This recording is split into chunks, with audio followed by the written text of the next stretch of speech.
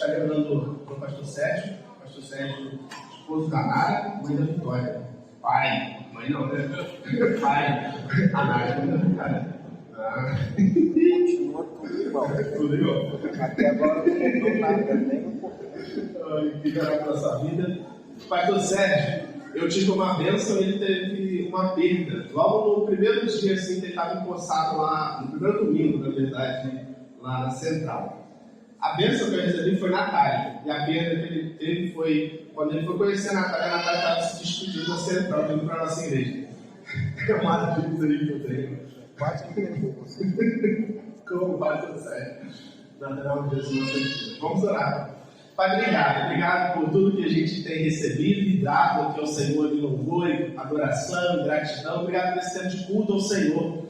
Prepara agora nossas mentes e coração para ouvir a Tua Palavra. Abençoe poderosamente a vida das tias que estarão no Ministério Infantil, trazendo a Tua Palavra, o entendimento das nossas crianças, que elas continuem caminhando e aprendendo do Senhor, Pai, para que tenham o seu coração transformado, a sua vida renovada. Nós pedimos também para a vida do pastor Sérgio. Continue usando esse homem de Deus para nos abençoar, para cuidar de nós aqui através desse momento hoje, através da pregação e ministração da Tua Palavra, que o Senhor abra o nosso entendimento para que nós possamos sair daqui diferentes, da forma que entramos, mais maduros, mais desafiados a crescer e evidenciar o Seu reino, tudo que nós viemos a fazer. É que nós oramos te pedindo, entregando as nossas vidas nas Tuas mãos, em nome de Jesus. Amém. As crianças podem descer. Amém. Boa noite, meus irmãos. Para mim é um motivo de muita alegria estar com vocês aqui nessa noite. Hoje é um dia que meu coração está repleto de alegria de poder estar aqui com vocês. O meu time de coração conseguiu uma vitória depois de bastante tempo, né? Então, eu estou associando um pouco isso ao fato de vir aqui. Então, assim, eu não sei se vocês me permitiriam poder vir mais, entendeu? Porque, assim, nós estamos, de fato, precisando bastante, né, de que isso aconteça. Então, se vocês deixarem, eu queria vir mais vezes aqui, porque pode ter sido, esse pode ter sido o motivo do meu time ter ganho, e a gente não sabe direito, mas vai que é, né? A gente podia ajudar um pouquinho.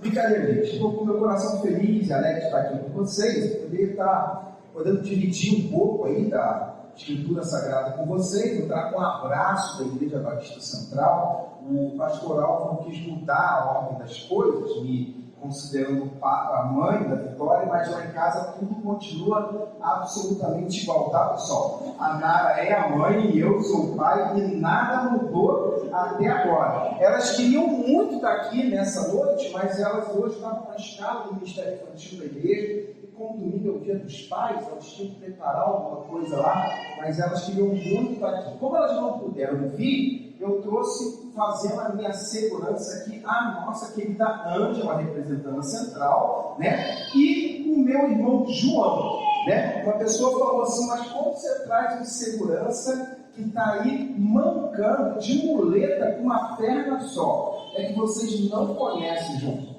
O João não precisa das duas pernas para fazer a minha segurança. Ele é bom assim mesmo. Então, João, obrigado por você estar aí com a gente aí nessa noite. Quero compartilhar com vocês um trecho da Palavra de Deus, se você tiver a sua Bíblia, e se os irmãos quiserem projetar, eu geralmente leio na versão NVI, que é a versão que eu utilizo para leitura na igreja. Se você quiser colocar aí, eu gostaria que você lesse junto comigo na carta que o apóstolo Paulo escreveu à igreja de Filipos, Filipenses capítulo 4, a partir do versículo 10, eu queria compartilhar esse texto com você, de 10 até o 14. Diz assim a palavra de Deus: alegro-me grandemente no Senhor, porque finalmente vocês renovaram o seu interesse por mim. De fato, vocês já se interessavam, mas não tinham a oportunidade para demonstrá-lo. E eu não estou dizendo isso porque eu esteja necessitado, pois eu aprendi a adaptar-me a toda e qualquer circunstância. Eu sei o que é passar necessidade. mas eu sei também o que é ter fartura. Eu aprendi o segredo de viver contente em toda e qualquer situação. Seja bem alimentado ou seja com fome, tendo muito ou passando necessidade. Tudo posso naquele que me fortalece. Apesar disso, vocês fizeram bem em participar das minhas tribulações. Amém? Deus abençoe a leitura da sua palavra. Meus irmãos, na semana passada, lá na Igreja Batista Central, nós tivemos a experiência de eleger a nova diretoria da igreja.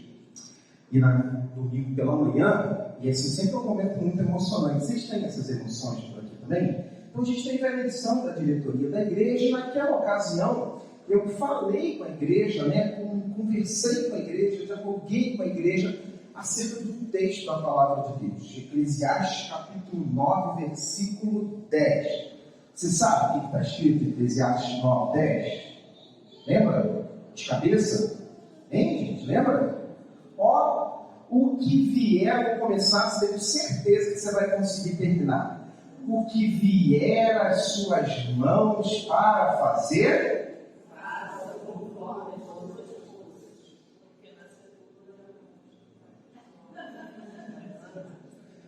esse fenômeno é muito comum de acontecer. A gente gosta muito mais da primeira parte do versículo do que da segunda.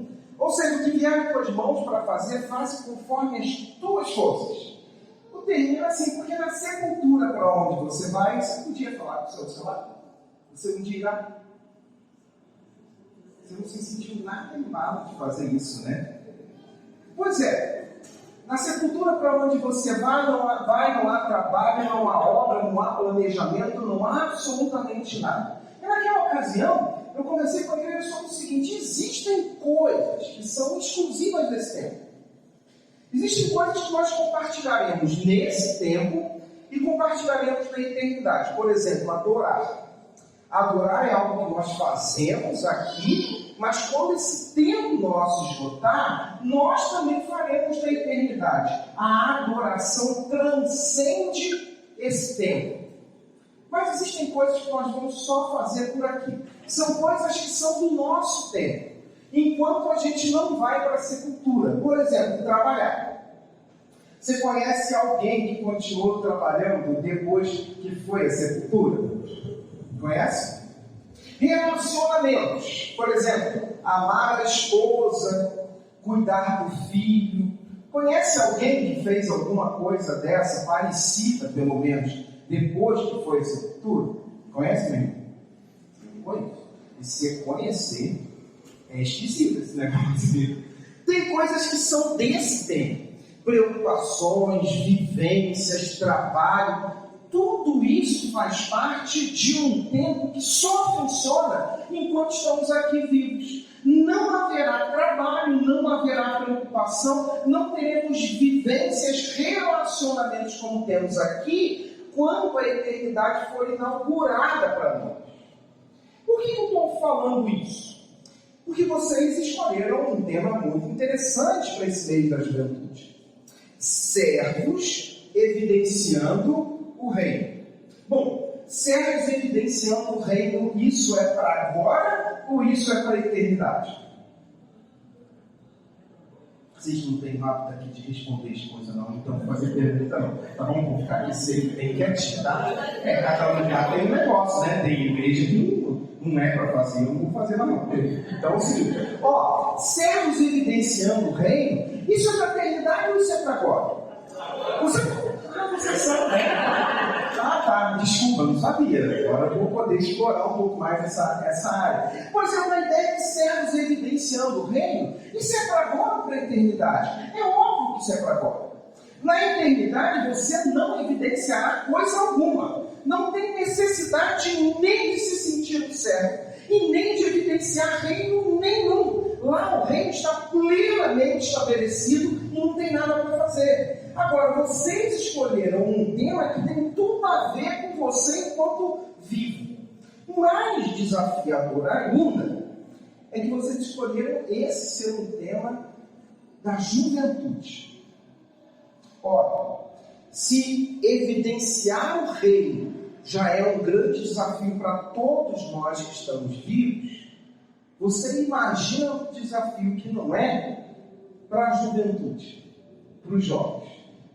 É porque quando você é criança, na verdade você tem poucos momentos de tomada de decisão, não é verdade? A infância é um período de extrema proteção. Na verdade, de muitas descobertas, alguns desafios, mas muito limitados em processo de decisão, não é verdade? Que decisão que você tomou na infância que influenciou demais a sua vida? Me diga aí. A cor da chupeta?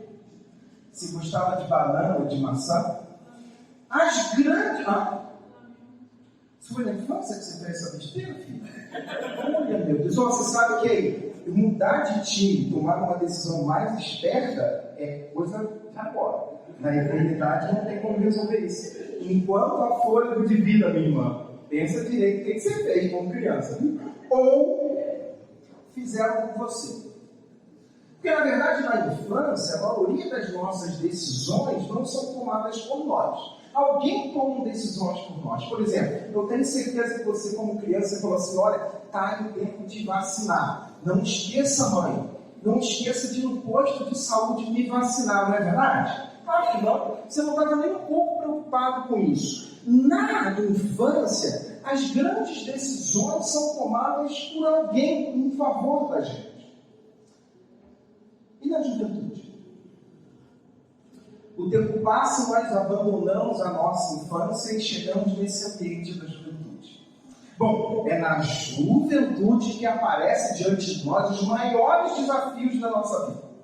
Diante de nós está descortinando um sem número de decisões importantes que aí sim irão impactar verdadeiramente a nossa vida. Com quem iremos casar, qual a carreira que nós vamos ter. Alguém tem paciência com criança fazendo um monte de coisa, não é verdade? Criança faz um monte de coisa, zoou tudo, quebrou tudo na igreja, mas é tão fofinho. Quando você vai crescendo, Júnior, já não é mais tão fofinho. O adolescente começa a ser meio irritadíssimo esse negócio, quebra tudo, meu Deus, eu ia na igreja. Vai um jovem quebrar um negócio da igreja. Ninguém vai ter paciência com você, nem comigo, de fazermos coisas da infância quando somos jovens. Por quê? A juventude exige de nós uma nova postura. Diante de nós, uma série de desafios e decisões importantíssimas que vamos tomar. Acrescenta aí o grande desafio de ser um jovem cristão. Aumentou ou diminuiu? Complicou ou facilitou? O que você acha? Hein? Complica um monte. Se já é um grande desafio ser um jovem, o desafio aumenta demais quando um jovem decide honrar e servir a Deus. Não é verdade? Vocês estão diante desse mês, desse grande desafio de pensar em serem jovens que precisam lidar com as coisas desse tempo em um ambiente extremamente desafiador. Seja bem-vindo ao mundo real, porque no mundo da imaginação as coisas talvez sejam mais fáceis, mas no mundo real, não é verdade, pastor Álvaro? As coisas são verdadeiramente desafiadoras. Graças a Deus que nós não estamos sozinhos nessa nossa caminhada, que seria difícil demais. Nós temos referências, nós temos a Escritura Sagrada, nós não estamos sozinhos nesse grande desafio de ser jovem cristão, nesse tempo permeado por muitos desafios. Gente que quer honrar a Deus tem uma vida extremamente desafiadora. É assim, sempre foi, é assim e sempre será. Porque esse é o tempo de estarmos vivos, realizando coisas, fazendo coisas e honrar a Deus. Quando morrermos e a eternidade for inaugurada para nós, acabou tudo isso. Mas enquanto a eternidade não chega para nós, temos sim um tempo desafiador pela frente. Temos as nossas referências e temos a Escritura Sagrada, e foi ela que nós acabamos de ler ainda há pouco. E nós lemos um pequeno trecho de uma carta que foi escrita. Uma carta que foi escrita pelo apóstolo Paulo a uma igreja. a gente como eu e você, aos nossos irmãos que faziam parte da igreja em Filipos, na cidade de Filipos.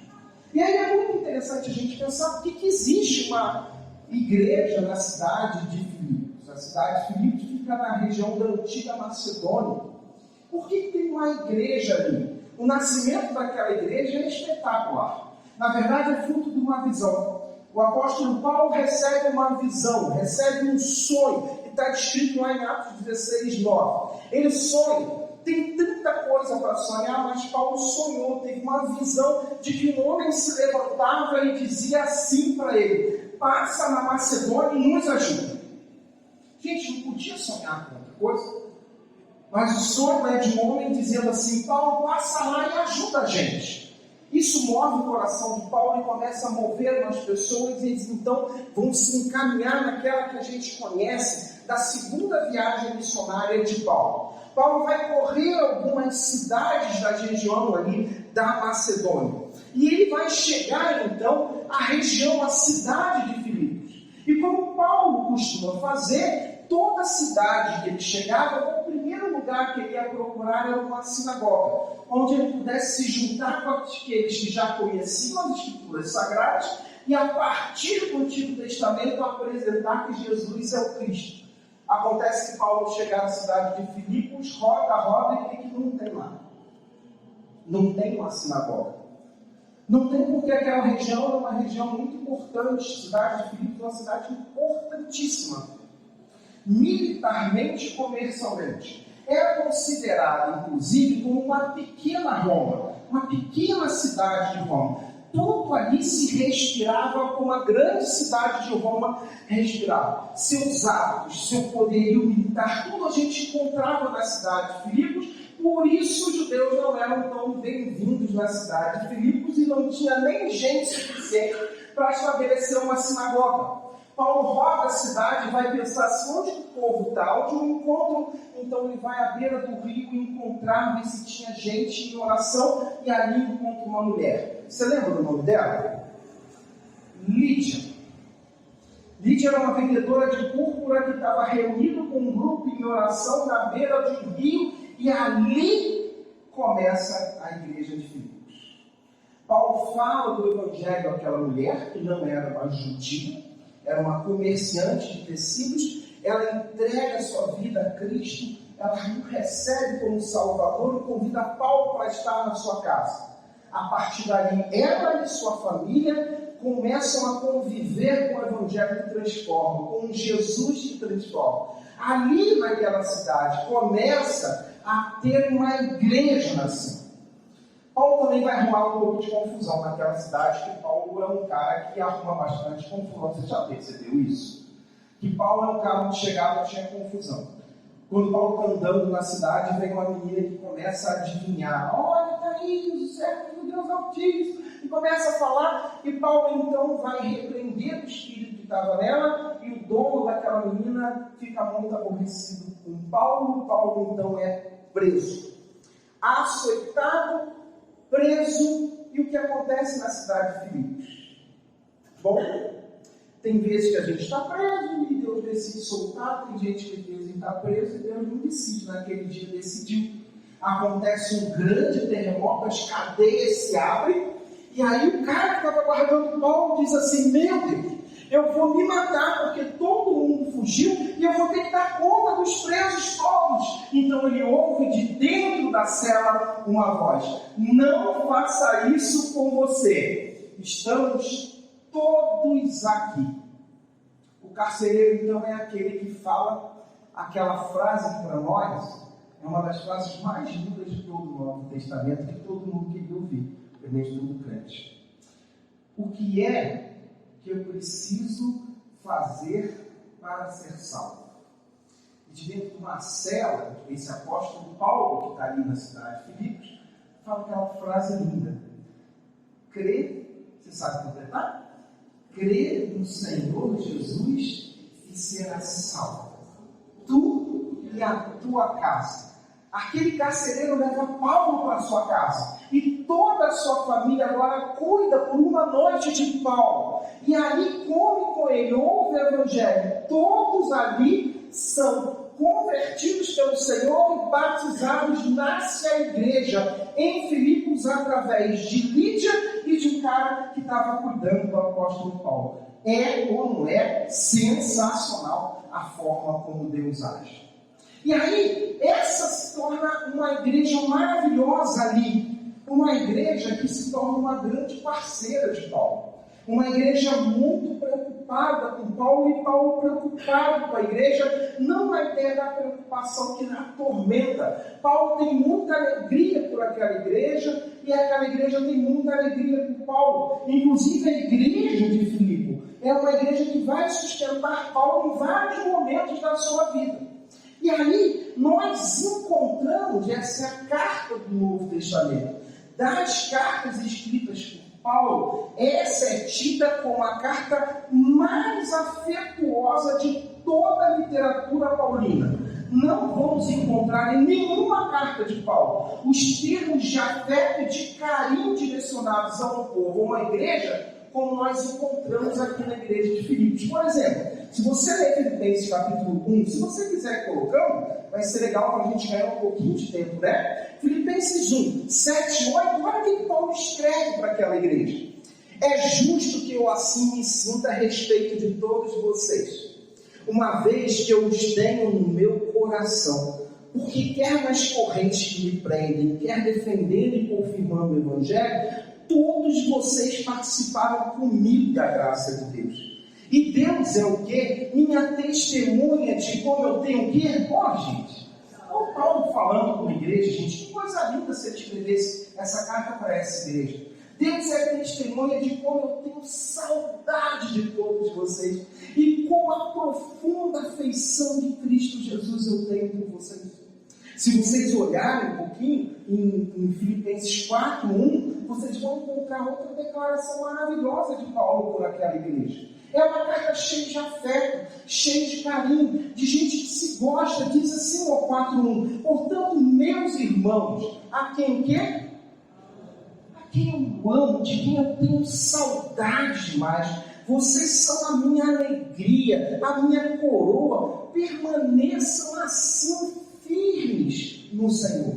Você consegue perceber que relação afetuosa que Paulo tem com aquela igreja? Essa é uma carta permeada por muito, mas muito amor. E nós vemos referência aqui nessas declarações de amor de Paulo para aquela igreja. Ele vai dizer que eles lembram das suas algemas do seu cárcere. Ora, por que Paulo faz menção a cárcere e a algema?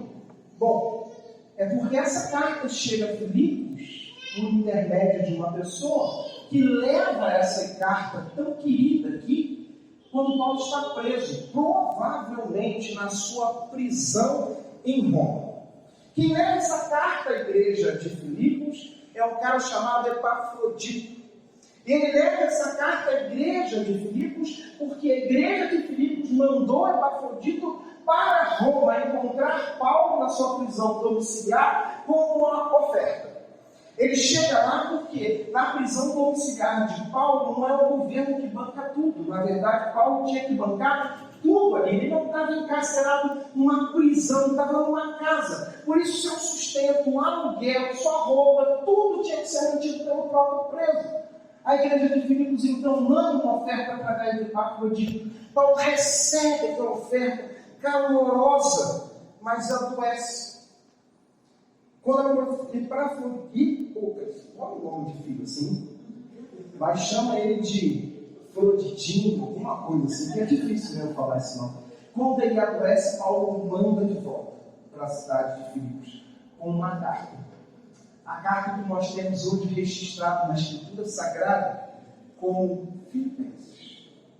É interessante quando a gente lê essa carta, porque ela é marcada com uma fé de Paulo por aquela igreja, mas é uma carta fortemente marcada pela relação de Paulo com Jesus.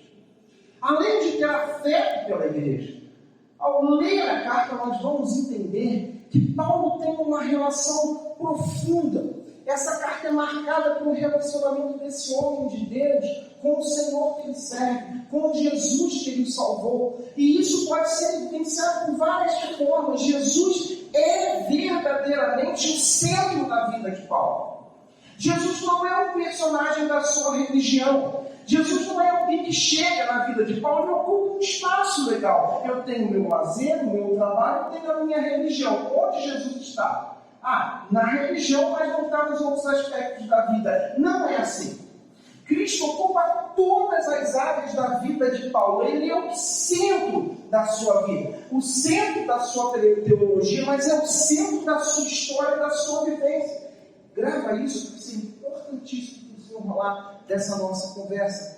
Ele é o centro. Por isso, quando você lê Filipenses, no capítulo 1, versos 12 a 14, você vai encontrar, vamos ficar aqui até que a gente vai acelerar um pouquinho. De 12 a 14, nós vamos ver Paulo falando o seguinte: eu estou, inclusive, preso por causa de Cristo. Quero que vocês saibam, irmãos, aquilo que me aconteceu tem ao contrário serviço devido para o progresso do Evangelho. Como resultado, tornou-se evidente a toda a guarda do palácio e a todos os demais que eu estou o quê? Por quê? Eu não estou preso porque eu sou um bandido marginal. Eu estou preso por causa de Cristo. E a minha prisão por causa de Cristo produz frutos ali naquele lugar. Jesus é o centro da prisão de Paulo. É o centro do seu sofrimento naquela prisão. Cristo é o centro. Por exemplo, Paulo vai dizer que tanto morrer ou viver não importa. Porque o que é importante é que Jesus representa na sua vida. Paulo vai escrever, capítulo 1, versos 20 e 21, vão dizer o seguinte: eu aguardo ansiosamente e espero que em nada eu serei envergonhado. Ao contrário, com toda a determinação do sempre, também agora, o quê? Bota aí, irmão, perto do botão. É o que vai acontecer? Será engrandecido aonde? No corpo. Quer pelo quê? Quer estando vivo, ou quer estando morto, a minha vida evidencia o relacionamento que eu tenho com a pessoa mais importante da vida. Jesus é o centro da minha vida. Portanto, viver ou morrer faz parte do contexto do que eu vivo. Mas ele é honrado em tudo. Você consegue perceber Jesus no centro da vida de Paulo? Essa é uma carta que revela 2:1, por exemplo. Por estarmos em Cristo, nós temos alguma motivação, algum amor, estar em Cristo. Capítulo 7, de versos de 7 a 11, é aquele texto que Paulo vai fazer referência a quem ele era. De 7 a 11, Paulo vai distribuir à igreja de Filipos as suas credenciais. É o texto que Paulo vai dizer quem ele era, que tipo de judeu ele era. Olha, o que acontece no versículo 7 do capítulo 3? Mas o que era para mim lucro, eu passei a considerar como perda. Por causa de quem? Por causa de Cristo. Mais do que isso, considero tudo como perda, comparado à suprema grandeza do conhecimento de Cristo Jesus, o meu Senhor, por quem eu perdi todas as coisas. Eu as considero como esterco para poder ganhar a Cristo, ser encontrado nele, não tendo a minha própria justiça que procede da lei, mas a que vem mediante a quem? A fé em Cristo Jesus. A justiça que procede de Deus e se baseia na fé. Versículo 10, olha que beleza que ele está falando sobre a sua relação com Jesus. Ele está lá amando a igreja de Filipe, mas sua grande paixão, seu grande amor é Jesus. Ele vai dizer: eu quero conhecer a Cristo, o poder da sua ressurreição e a participação em seus sofrimentos, tornando-me como ele em sua o quê? Morte, para que de alguma forma alcançar a ressurreição dos mortos. Irmãos, por que eu estou falando isso? Porque entender a Epístola, a carta de Paulo aos Filipenses, é entender que Paulo tem muito afeto e carinho por aquela igreja, mas o centro da sua vida foi e sempre será Jesus. É o centro da sua vida. É justamente Jesus o centro da sua vida, que faz o sustenta, é Jesus como centro que o sustenta diante de todos os desafios que ele tem na sua vida. O que faz de Paulo suportar as coisas que precisa suportar na sua vida é justamente, não é a sua capacidade de resiliência, não é a sua força de vontade, não é o poder da sua inteligência. Tudo está vinculado ao seguinte: é o meu relacionamento com Cristo, Ele como sendo que me faz suportar todas as coisas que eu suporto. Ele é o que dá sentido todo à minha vida. Por que eu estou falando isso? Porque Paulo está preso. Por quê?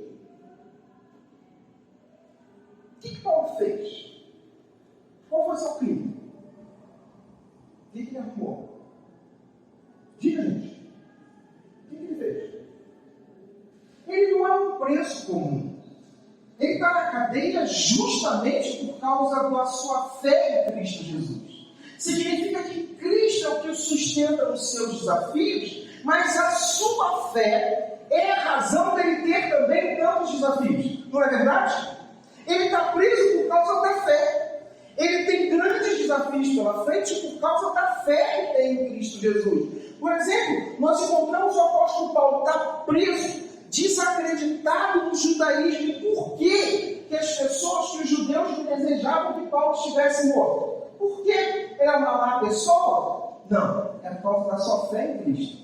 Por que que ele abre mão de uma vida confortável, de sendo quem ele era, poderia estar vivendo muito bem, mas agora ele precisa inclusive passar por situações muito desconfortáveis na sua vida pessoal? Por que Paulo não está desfrutando de toda a regalia que o judaísmo daria a ele, como alguém tão conhecedor de toda a lei, como alguém que estudou os pés de Gamaliel, e seria um instrutor da lei, gozaria de todas as benesses de alguém que é o líder do judaísmo? Por que ele não está desfrutando disso? Ele não está desfrutando por causa da sua fé em Cristo. Por que é que ele teve que abrir mão de toda a sua influência? Paulo era influente, ele pega a carta dos líderes da religião, líderes judaicos, para perseguir cristão. Quem é que tem audiência com o líder religioso para pegar autorização para botar cristão? Paulo tinha portas abertas onde ele queria, onde ele chegasse era bem recebido, cidadão romano. Quem naquela época, um judeu de nascença, ganhava cidadania romana? Paulo era alguém de muita influência, mas onde ele está agora? Ele está preso. E por que ele perdeu toda a sua influência ali naquela sociedade quando ele convivia? Ele perdeu por causa da fé em Cristo Jesus. Por que é que ele tem que receber uma oferta? Por que é que ele passa fome? Por que é que ele tem suas dificuldades? Qual é a razão das dificuldades de Paulo, gente? A sua fé em Cristo Jesus. A fé em Cristo Jesus o sustenta, mas a sua fé em Cristo Jesus também é um motivo de passar por grandes desafios. Deixa eu te fazer uma pergunta. Você, jovem, tem desafios na sua vida por causa da fé em Cristo Jesus? Tem? Fazer uma pergunta para você. Fácil ou é difícil conseguir um companheiro ou uma companheira de jornada? Namorada, ninguém para casar. Fácil ou difícil? Quem já está de contato com isso foi fácil, pai. Quem está aí, difícil. Por quê? Homem e mulher tem muito. Mas por que às vezes a gente tem um pouquinho mais de dificuldade? É porque o nosso processo de seleção é diferente do processo de seleção da maioria das pessoas da nossa sociedade. É verdade ou mentira? Por que adolescentes nossos às vezes vão demorar um pouco mais a namorar? Ai, a fé em Cristo Jesus. Não, porque é alguém que crê verdadeiramente em Cristo. Olha para tudo que tem disponível aí e muitas vezes vai fazer a opção de esperar mesmo um pouco mais por causa da sua fé em Cristo Jesus. A sua fé também, ela sustenta você, mas ela também produz grande parte das dificuldades que o homem ou a mulher de Deus vão vivenciar. Veja, encontrar alguém, rejeitar trabalhos que conflitam com os nossos valores. É um desafio de um jovem cristão? Está procurando um emprego, já não aguenta mais receber aquela mesada pichulé que recebe, que é aquela pequena ajuda de custo, quando o pai não dá. Agora está em busca de um emprego, e no emprego a gente chega e vai lá naquele emprego, os negócios são feitos de forma diferente. Os valores são valores estranhos. E que muitas vezes a gente passa no processo seletivo. E alguém diz pra gente o seguinte, cara, é o seguinte, mas quando você pegar o telefone, nós vamos vender um troço aqui que não existe. Então é o seguinte, você pega o telefone, alguém fala assim, funciona, existe, a gente entrega semana que vem, mas o produto não funciona, não existe, não vai entregar na semana que vem. O que é isso, gente? Conflita ou não conflita com valores que a gente tem? Por que conflita? Por causa da nossa fé em Cristo Jesus. E o empresário que vive de fazer os seus negócios, que muitas vezes precisa vender os seus produtos, mas os seus produtos estão vinculados a você entregar 10% por fora em algum lugar. O que a gente carinhosamente chama no nosso país de propina. E o nosso país é um campeão de propina. Muitos negócios não acontecem porque necessitam de você ir lá, molhar a mão de alguém, dar um dinheiro por fora. Existem empresários cristãos, homens de Deus, que podem experimentar muitas vezes a falência, porque não podem fazer negócio, porque a sua fé e sua ética não permitem. Não é desafiador? Paulo está preso por causa da sua fé. A sua fé o sustenta, mas a sua fé produz para ele os maiores dos seus problemas. Seja bem-vindo, juventude, à vida real. Viver na sua fé em Cristo Jesus vai colocar você diante de um monte de situações que vão exigir de você o tempo todo decisões que são baseadas na sua fé e não no que é mais cômodo, não no que é mais lucrativo, não no que é mais prazeroso. É assim a vida cristã. E ridicularizado na faculdade? Isso aí não, isso não é. Isso não tem sentido nenhum ouvir professor de faculdade falando mal da fé cristã, ridicularizando ou considerando um homem, uma mulher de Deus, um jovem, estudioso, inteligente, considerando como um imbecil. É verdade ou mentira, gente? Como se a gente fosse gente de uma segunda categoria, só porque a gente tem fé. A fé colocou Paulo na prisão. Mas, irmãos, é nesse contexto que Paulo vai desenvolver uma teologia na carta aos Filipenses, a teologia que é importante para mim e para você na nossa caminhada de vida. A teologia do contentamento. A ideia do contentamento não surge em situações favoráveis, mas nas situações mais desfavoráveis. É nesse contexto que Paulo vai elaborar a ideia de que aprendi a viver contente em toda e qualquer situação. Olha, o contentamento chega aqui, porque a vida é sim marcada por imensos desafios para aquele que deseja viver a sua vida verdadeiramente centrada em Cristo. Deixa eu te dizer, muitos desafios surgirão e desaparecerão da sua vida se você negociar os seus princípios e valores de fé. Se você colocar Jesus no seu ambiente da religião ou trazê-lo para o domingo, e quando chegar segunda-feira você trancá-lo aqui, esperar sair todo mundo e trancar Jesus nessa porta assim, Jesus, domingo eu chego aí, porque na segunda-feira ninguém dá para viver uma vida cristã assim tão 100% como o seu pede nós, né, gente? Então é o seguinte, Jesus fica aí, domingo que vem eu volto, aí eu abro a porta, a gente canta, celebra, faz um monte de coisa, na próxima segunda, Jesus, ainda bem que Jesus ficou na igreja, porque aqui na faculdade o negócio é esquisito. Aqui no trabalho o negócio é difícil. Quando fala de dinheiro, sexualidade, tanta coisa, isso é mais difícil. Ainda bem que Jesus ficou lá na igreja. Domingo eu volto, pego ele, né, pastor Álvaro? Tem Jesus que fica trancado aqui? E que a juventude deixa ele trancado aqui no domingo e no próximo domingo vem pegar? Ou essa juventude leva Jesus com você para a segunda-feira cheia de desafios, as mazelas dessa vida são contempladas e encaradas com você, com o Jesus que ficou domingo na igreja ou com o Jesus que está presente ao centro da sua vida, a razão da sua existência? Essa é a grande pergunta. Não há contentamento quando Jesus é o periférico da nossa vida. Só há contentamento se ele é o centro da nossa vida, porque ele é que sustenta a nossa vida. Mas a nossa fé é desafiada a todo momento, e ser jovem hoje é um imenso desafio. Eu estou com 51, eu nem sei o que eu sou. Eu me sinto jovem, mas todo mundo diz que eu não sou mais. Eu estou em que categoria? O que eu sou hoje? Um cara de 51 é o quê?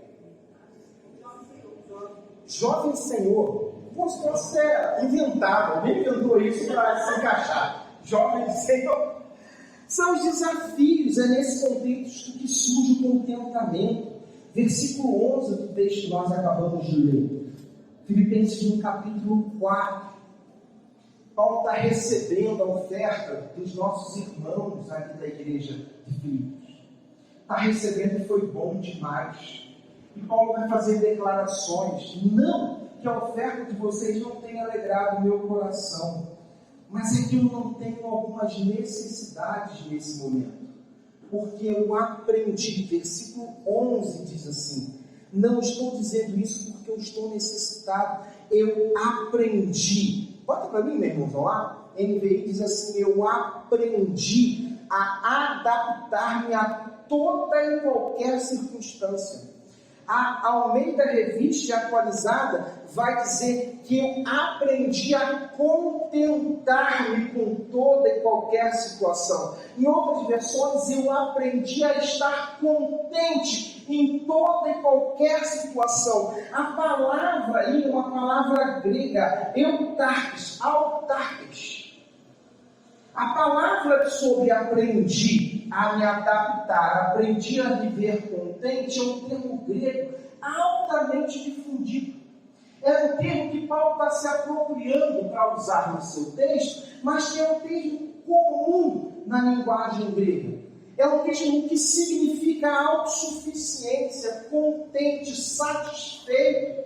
Não é uma ideia de uma satisfação que lhe agrada.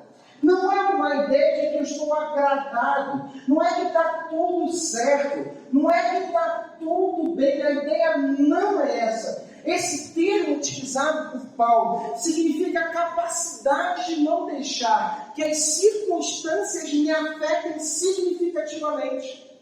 Não tem uma ideia, não tem uma ideia assim com preguiça.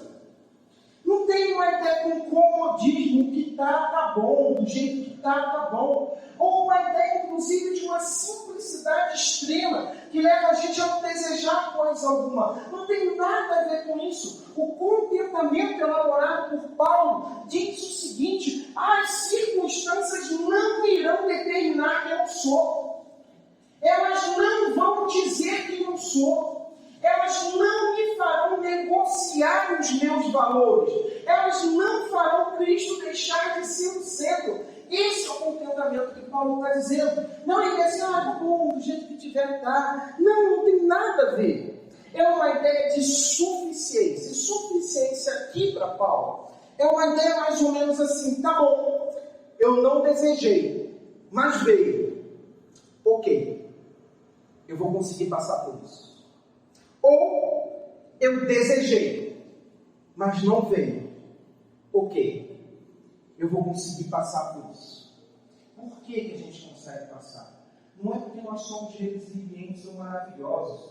É porque a vida centrada em Cristo nos dá todas as condições de vencermos as tentações da bonança e também as dificuldades e dissabores dá uma vida cheia de problemas, muitas vezes provocados pela fé.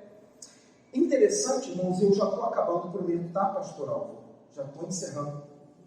Interessante que essa palavra não é utilizada somente no texto de Filipenses, ou Paulo não usou esse termo somente na carta que escreveu à igreja de Filipos.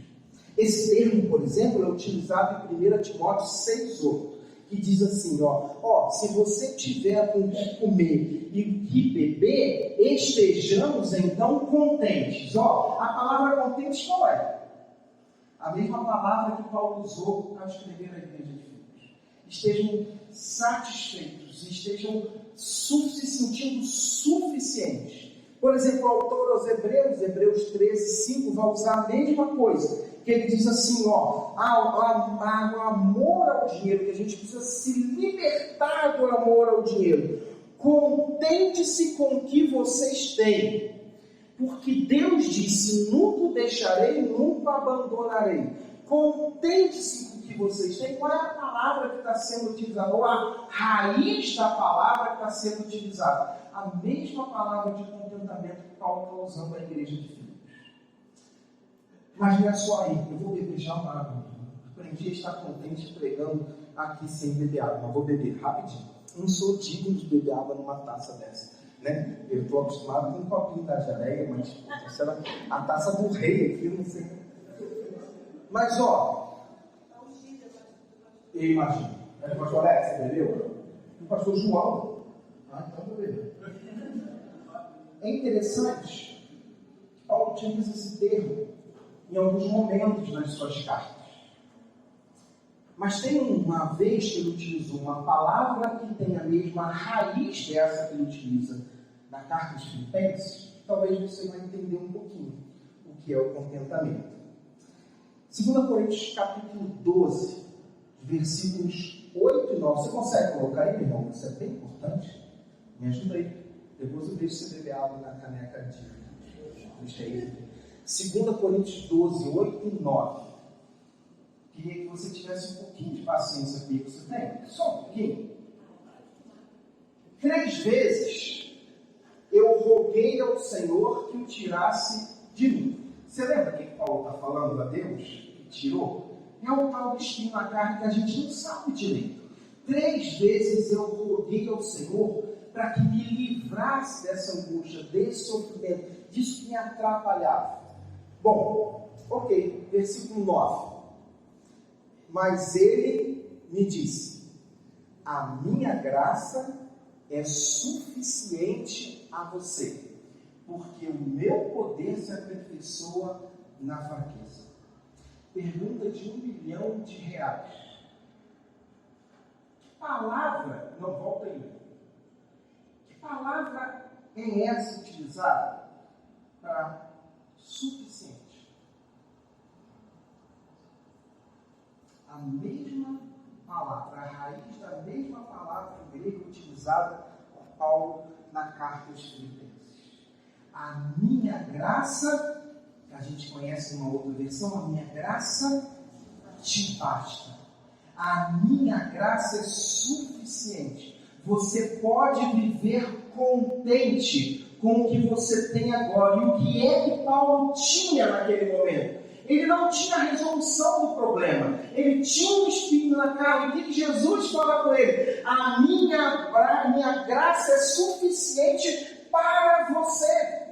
É essa graça, é essa presença, é isso que vai fazer a gente, jovens, que conseguem suportar os desafios da vida e que encaram de frente, que não se deixam abalar. É Cristo em nós, Ele é suficiente. Quando Ele é o centro da nossa vida, a gente aprende a viver contente em qualquer situação. Não sejam gente mole, não que a gente seja gente assim meio acomodado, não que a gente seja simples demais. A ideia não é essa. É que nós ganhamos de Deus uma capacidade de suportar e de avançar. Não nos paralisamos, porque é sempre por causa da suficiência de Cristo em nossa vida. Ele tem que ser o centro. Amém, pessoal?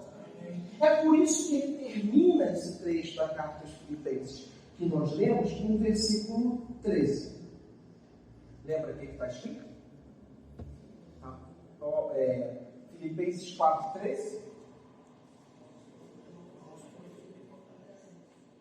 Texto conhecido de Paulo, não é verdade? Posso todas as coisas naquele que me fortalece. quê? Ele pode todas as coisas naquele que fortalece. Porque ele aprendeu que no decorrer da vida as circunstâncias adversas aparecem, os desafios estão diante de nós, mas com Cristo, mesmo que tenhamos derrotas aparentes, nós somos vitoriosos com Ele, porque Ele nos sustenta, segura nossa mão, caminha com a gente. Amém, pessoal? Tudo posso naquele que me fortalece. Eu quero terminar, que eu acho que eu já me alonguei demais, trazendo algumas pequenas frases de reflexão, de aplicação da ideia do contentamento na nossa vida. Primeiro, nós ainda não vivemos no céu. Por isso, você tem que saber. Você vai lidar com trabalho, com amores, com lazer, com família, com relacionamento, com pecados. Isso é inevitável. Espere por isso. Não espere viver no céu aqui, ele não existe. Essa ideia assim, venha para Jesus e seus problemas acabaram, você não terá desafio nenhum. Isso é mentira. Você será tentado em todos os momentos e alguns desafios serão dolorosos demais, espere por isso. 2. A nossa fé em Cristo pode duplicar e aumentar as dificuldades que a vida já traria. Amém, pessoal? Espere por isso. Saiba que é assim mesmo. Terceiro, lidar com algum nível de sofrimento é inevitável. Só que nós entendemos que o sofrimento advindo dessas dificuldades, desses desafios, eles não servem para nos matar, eles simplesmente nos aperfeiçoam. Lembra que Paulo falou? Aprendi a viver contente em toda e qualquer situação. Bom, não tem chip que se compra, não tem curso para isso, não tem nada que você consiga injetar na sua vida. O contentamento é algo aprendido. A escola do sofrimento, ela é uma ótima escola para a gente aprender. A vida cristã não tem só sofrimento. Mas essas decisões difíceis que temos que tomar, certamente provocam em nós algum tipo de sofrimento. Mas elas nos aperfeiçoam. Jovem, você está no processo de aperfeiçoamento de Deus na sua vida. Se você quer evitar qualquer tipo de sofrimento negligenciando ou negociando sua fé em Cristo, significa que você vai demorar muito mais a amadurecer.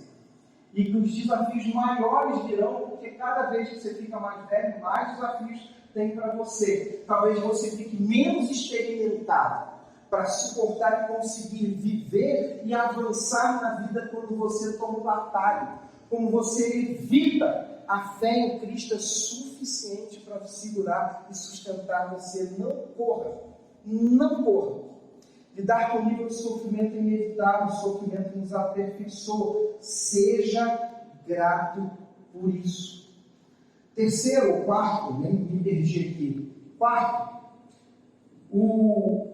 é sobre esse aperfeiçoamento que vem para aí, gente. Vou localizar aqui para não perder um minuto sequer. Quarto, aprender a viver em contentamento é um processo, esteja aberto a isso. Não foge do processo. A gente quer resultado final, mas a gente não gosta do processo. Mas os processos são importantes para o resultado final. Você e eu estamos sendo lapidados nessa vida, para que o caráter de Cristo seja firmado em nós e essa imagem do Senhor em nossa vida se fortaleça. 5. Nunca confunda contentamento com preguiça ou acomodação. Corra atrás dos seus sonhos. Isso não é pecado. Estude, avance, conquiste. Vá olhar para frente, não deixe que a ideia do contentamento faça de você um preguiçoso. Assim tá bom, desse jeito tá bom, não preciso fazer coisa alguma. Contentamento nunca foi preguiça e nem acomodação. Corra atrás dos seus sonhos e seja grato a Deus, porque você consegue estudar, trabalhar, realizar seus sonhos, comprar as coisas que você precisa fazer com muita honestidade. Faça isso, isso é bênção do Senhor. Há contentamento em ter muito. Mas há contentamento quando a gente precisa ter pouco. Paulo disse que aprendeu a viver contente, tendo muito ou tendo pouco. Ter muito com um trabalho honesto, disciplinado, está longe de ser um pecado. Não confunde isso com preguiça. 6. Sempre será Cristo que será a nossa satisfação. Por isso, invista no seu relacionamento com Ele. Nada lhe trará tanta satisfação como conhecer a Cristo e ver Ele fortificando e fortalecendo você para as melhores tomadas de decisões que virá sobre você. O contentamento em Cristo é suficiente, mas o amparo dos irmãos sempre vai ser um bálsamo. Sozinho, sempre fica mais difícil, né? Lembra que Paulo, para receber o dinheiro da igreja de Filipos, ele diz assim: não precisava. Eu aprendi a viver contente em qualquer situação. Mas Paulo está dizendo: vou remover minha alegria em vocês porque essa oferta chegou. Meus irmãos, quando a gente passa pelas nossas lutas, nessas decisões que temos que tomar, como é bom ter gente do nosso lado. Como é bom caminhar com alguém que nos ajuda nesses desafios da juventude, as decisões sobre quem namoro, se caso ou não caso, trabalho ou não trabalho, vou para essa área ou não vou, a área que eu estou muda os valores, são valores diferentes dos meus, que decisão que eu tomo. Que bom que tenha homens e mulheres de Deus nessa igreja para caminhar com cada um de vocês, ó. Sozinho nunca, porque o contentamento é bom, mas quando a ajuda chega é um bálsamo, um conselho vem, uma palavra, um amparo, isso vem e cai como um bálsamo de Deus no nosso coração. Por isso, não se prive de receber ajuda no meio do caminho, mas também não se prive de ser aquele ajudador no meio do caminho. Assim, a gente cumpre aquilo que Paulo falou: levai as cargas uns dos outros. Quando a gente carrega as cargas uns dos outros, Cristo é engrandecido na nossa vida. O contentamento em Cristo, é claro que não vai nos impedir de termos desafios e problemas, mas a nossa vida em Cristo nos ajudará a passar por todos esses desafios, realizados, satisfeitos, amparados e encorajados para seguir em frente. Porque eu e você precisamos ter essa frase na nossa mente e no nosso coração: tudo posso naquele que me fortalece. Que Deus abençoe muito você. Que você viva os desafios dessa juventude tendo Jesus como centro e crendo que Ele é capaz de sustentar você em todos os momentos. Ainda que existam momentos dolorosos, ainda que existam momentos de sofrimento, passaremos por ele honrando e glorificando a Deus como uma juventude que você quer ser. Amém? Que Deus abençoe muito.